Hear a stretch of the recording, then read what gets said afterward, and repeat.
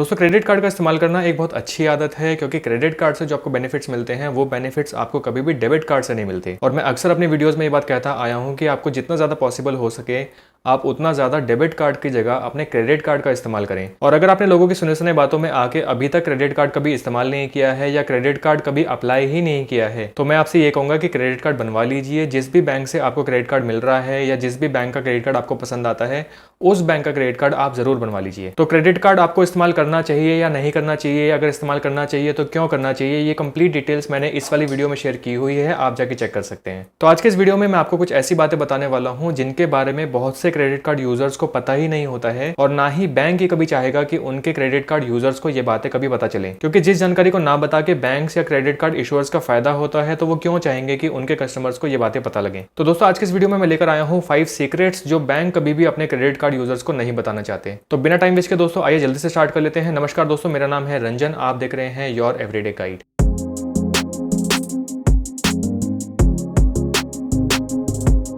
तो सबसे पहला सीक्रेट आ जाता है कि banks are desperate to give you credit card. तो इसका क्या मतलब हुआ? इसका मतलब ये कि बैंक्स और क्रेडिट कार्ड इशुअर्स जो हैं ये आपको क्रेडिट कार्ड देने के लिए बहुत ही ज्यादा उत्सुक हैं। कैसे भी करके आप जैसे अच्छे कस्टमर्स बैंक्स को मिल जाएं जो इन क्रेडिट कार्ड का ज्यादा से ज्यादा इस्तेमाल करें, और आपके क्रेडिट कार्ड इस्तेमाल करने से बैंक्स और क्रेडिट कार्ड इशुअर्स को जो फायदा होता है उसका आप अंदाजा भी नहीं लगा सकते। लेकिन आप कहेंगे कि बैंक्स तो आपको रिवॉर्ड पॉइंट्स देते हैं तो इसमें बैंक का कैसे फायदा होगा? तो ये एक बहुत अच्छा सवाल है और ये पूरा सिस्टम समझाने के लिए मुझे एक सेपरेट वीडियो आप लोगों के लिए बनानी पड़ेगी। लेकिन अगर मैं इस बात को बहुत शॉर्ट में समझाने की कोशिश करूं तो ये कुछ ऐसे काम करता है। तो जब भी आप अपने क्रेडिट कार्ड का इस्तेमाल करते हैं कहीं पर भी, फिर चाहे आप उसको ऑनलाइन इस्तेमाल कर रहे हैं या फिर आप उसको ऑफलाइन किसी शॉप पे या किसी रेस्टोरेंट में इस्तेमाल कर रहे हैं, तो उस बिजनेस ओनर से बैंक हर ट्रांजैक्शन पर 1.3% से 3.5% तक की फीस चार्ज करता है, जिसको बोलते हैं इंटरचेंज फीस। और ये फीस कभी भी बैंक अपने कस्टमर से चार्ज नहीं करता, ये फीस हमेशा उस बिजनेस ओनर से ही चार्ज की जाती है। तो बैंक्स को यहाँ पर मुनाफा होता है हर बार जितनी भी बार आप अपना क्रेडिट कार्ड स्वाइप करते हैं। तो जल्दी ही इस टॉपिक पे मैं कंप्लीट डिटेल वीडियो बनाने वाला हूँ, तो आप चैनल को सब्सक्राइब करके रखना और नोटिफिकेशन बेल आइकन को प्रेस करना मत भूलिएगा। जैसे ही मैं वो वीडियो अपलोड करूंगा आपको उस वीडियो को नोटिफिकेशन मिल जाएगा। तो बैंक्स को अगर आपके क्रेडिट कार्ड इस्तेमाल करने पर इतना ज्यादा मुनाफा होता है और फिर भी अगर आपका क्रेडिट कार्ड अप्रूव नहीं हो रहा है तो कुछ तो गड़बड़ है आपके क्रेडिट प्रोफाइल के साथ। मैं इस टॉपिक पे भी 2 बहुत इंपॉर्टेंट वीडियो बना चुका हूं, तो इन वीडियोस को देखना मत भूलिएगा। अगला सीक्रेट आ जाता है कि credit card interest are not fixed. Banks जो भी इंटरेस्ट रेट चार्ज करते हैं क्रेडिट कार्ड्स की ईएमआई पे, ये कभी भी फिक्स नहीं होते। यानी कि बैंक ने आपको जो क्रेडिट कार्ड की ईएमआई पे इंटरेस्ट बताया था क्रेडिट कार्ड इशू होने के टाइम पे, जरूरी नहीं है कि जब भी आप कोई आइटम परचेज करें तो हर बार वही रेट्स एप्लीकेबल हों। क्रेडिट कार्ड की ईएमआई पे जो भी इंटरेस्ट रेट चार्ज होता है ये कभी भी वेरी कर सकता है विदाउट एनी प्रायर नोटिस। यानी कि हो सकता है कि आपने पहले कभी कोई आइटम परचेज किया हो, वो परचेज किया हो आपने 14% की ईएमआई पे, लेकिन इस बार अगर आप कोई आइटम परचेज करने चाहेंगे तो हो सकता है कि वही सेम आइटम या उतने ही प्राइस का आइटम आपको 17% के ईएमआई रेट पे मिले। और बैंक्स अपनी टर्म्स एंड कंडीशन में ये क्लियरली मेंशन करके रखते हैं कि जो इंटरेस्ट रेट चार्ज होगा ये कंप्लीटली आपके क्रेडिट कार्ड के यूजेज के हिसाब से चार्ज होगा। तो अगर आपका क्रेडिट यूटिलाइजेशन रेट काफी ज्यादा है तो आपको काफी हैवी इंटरेस्ट पे करना पड़ सकता है।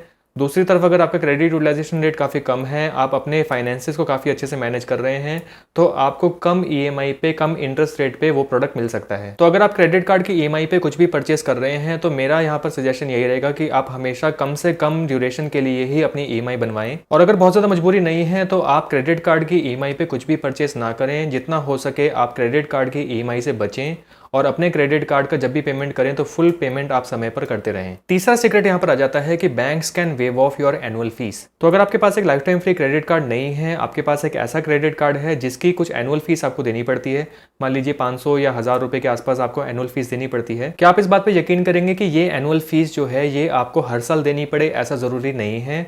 आप चाहें तो आपके लिए ये एनुअल फीस आने वाले साल के लिए माफ की जा सकती है। तो आपको बस करना क्या है कि जिस भी बैंक का क्रेडिट कार्ड आपके पास है उस बैंक के कस्टमर केयर पे कॉल करके जो कस्टमर केयर एग्जीक्यूटिव है उससे आपको बस एक रिक्वेस्ट करनी है कि आने वाले साल के लिए आपके क्रेडिट कार्ड का जो एनुअल चार्जेस हैं वो उन चार्जेस को वेव ऑफ कर दे। यानी कि जो एनुअल फीस आपके क्रेडिट कार्ड पे लगती है वो एनुअल फीस आप आने वाले साल के लिए पे नहीं करना चाहते। मैं आपको बता दूं कि बैंक या क्रेडिट कार्ड इशुअर अपने कस्टमर केयर एग्जीक्यूटिव को ये अथॉरिटी देता है कि कस्टमर की रिक्वेस्ट पे वो अपने कस्टमर्स के लिए उनकी जो एनुअल फीस है उसको कंप्लीटली वेव ऑफ कर सकते हैं। देखिए जो क्रेडिट कार्ड की मार्केट है ये काफी कॉम्पिटिटिव मार्केट है और जितने भी बैंक्स के नाम आपने सुने होंगे हर बैंक अपने क्रेडिट कार्ड्स को लेकर मार्केट में आ चुके हैं और इन बैंक्स का आपस में काफी सारी चीजों को लेकर बहुत अच्छा खासा कंपटीशन है और हर बैंक दूसरे बैंक से ज्यादा पैसा कमाना चाहता है मार्केट में टिके रहने के लिए। तो अगर आप कस्टमर केयर एग्जीक्यूटिव को ये भी कह देते हैं कि आप अपना क्रेडिट कार्ड का जो अकाउंट है वो क्लोज करवाना चाहते हैं और किसी दूसरे बैंक का क्रेडिट कार्ड अप्लाई करना चाहते हैं, क्योंकि इस वाले क्रेडिट कार्ड पे आपको काफी ज्यादा एनुअल फीस पे करनी पड़ती है। तो आपकी ये बात सुन के कस्टमर केयर एग्जीक्यूटिव आपके क्रेडिट कार्ड की एनुअल फीस को माफ कर सकता है। यहाँ तक कि ऐसा भी हो सकता है कि वो आपके इसी क्रेडिट कार्ड को एक life time free credit card में कन्वर्ट कर दे। लेकिन ऐसा कुछ कस्टमर केयर एग्जीक्यूटिव को कहने से पहले ये जरूर याद रखें कि आपका जो क्रेडिट स्कोर है वो अच्छा होना चाहिए, यानी कि आपका जो क्रेडिट स्कोर है वो 750 से ऊपर होना चाहिए और आपकी जो क्रेडिट हिस्ट्री है वो थोड़ी अच्छी होनी चाहिए। नहीं तो आपका ये सब कहने का कस्टमर केयर एग्जीक्यूटिव पे कुछ खास असर नहीं पड़ेगा और वो ऐसे किसी भी चार्ज को वेव ऑफ करने के लिए सिंपली डिनाई कर सकता है। और आप कहेंगे गजब बेइज्जती है। देखिए, अगर आपका क्रेडिट स्कोर अच्छा नहीं है तो कोई भी दूसरा बैंक आपको क्रेडिट कार्ड आसानी से इशू नहीं करेगा। ये बात कस्टमर केयर एग्जीक्यूटिव बहुत अच्छे से जानते हैं, वो लोग इन चीज़ों में काफ़ी अच्छे से ट्रेंड होते हैं। तो आप अपने इस क्रेडिट कार्ड का अकाउंट क्लोज करके कहीं और नहीं जाने वाले, ये बात उनको बहुत अच्छे से पता है। फोर्थ सीक्रेट आ जाता है कि banks can waive off your late payment charges और increase the grace period. Exactly यही सेम चीज अप्लाई होती है लेट पेमेंट चार्जेस पे भी। अगर आप अपने क्रेडिट कार्ड के सभी पेमेंट्स टाइम पे करते आए थे, लेकिन इस बार किसी कारण या किसी गलती से अगर आप भूल गए हैं और आपके क्रेडिट कार्ड पे अगर लेट पेमेंट चार्जेस लग गए हैं, तो आप कस्टमर केयर एग्जीक्यूटिव को कॉल करके अपने लेट पेमेंट चार्जेस को भी वेव ऑफ करवा सकते हैं। उनसे ये कह के कि आप अपनी पिछली सभी पेमेंट्स टाइम पे करते आए थे, लेकिन किसी कारण इस बार आपसे वो पेमेंट मिस हो गई है, तो वो आपके लेट पेमेंट चार्जेस को वेव ऑफ कर दे। यहाँ तक कि इस बार अगर आपको क्रेडिट कार्ड का बिल पे करने में थोड़ी परेशानी हो रही है और अगर आपको थोड़ा सा और समय चाहिए अपने क्रेडिट कार्ड के बिल को कंप्लीटली पे करने के लिए, तो आप कस्टमर केयर एग्जीक्यूटिव से अपने ग्रेस पीरियड जो है उसको थोड़ा सा आगे बढ़वा सकते हैं।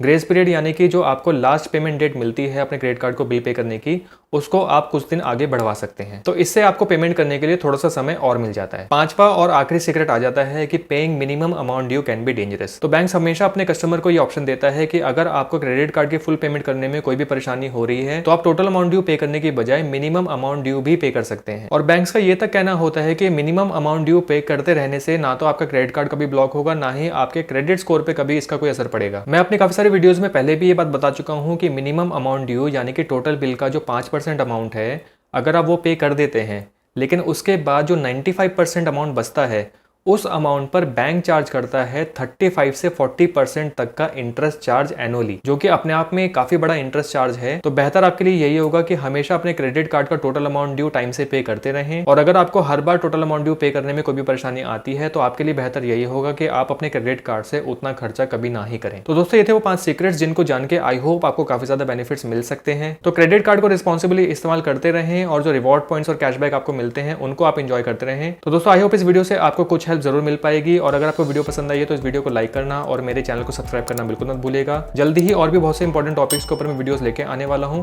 Thank you for watching.